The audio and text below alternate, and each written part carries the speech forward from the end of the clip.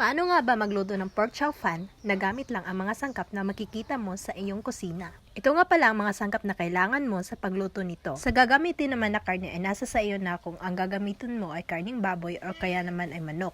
Ang ginamit ko nga pala dito ay leftover lechon at saka leftover na rice. Ang gagamitin nga lang pala natin sa kangkong ay yung stem lang niya at hindi nga pala natin gagamitin yung dahon. Pwede nyo naman itong gamitin tong dahon sa mga ibang putahe na lulutuin ninyo.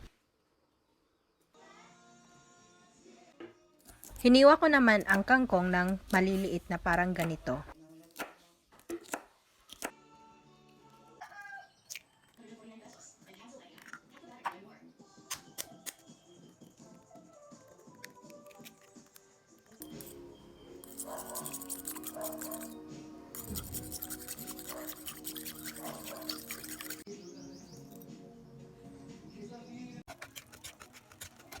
Pinrito ko muna itong itlog at saka hotdog, pagkatapos ay nislice ko ito ng maliliit.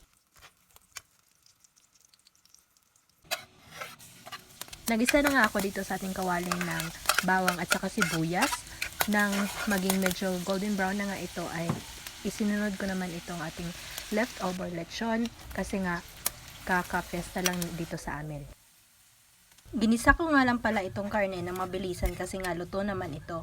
At saka isinunod ko namang inilagay ang oyster sauce.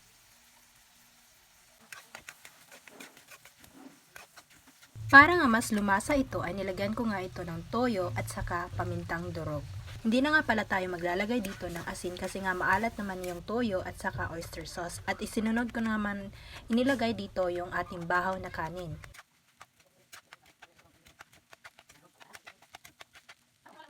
At nung mahalo ko na nga ito ng mabuti ay sinunod ko namang inilagay itong ating kangkong. Mas maraming kangkong, mas masarap. At saka nilagyan ko nga pala ito ng toyo. Sunod ko namang inilagay dito ay ang ating itlog at saka hotdog.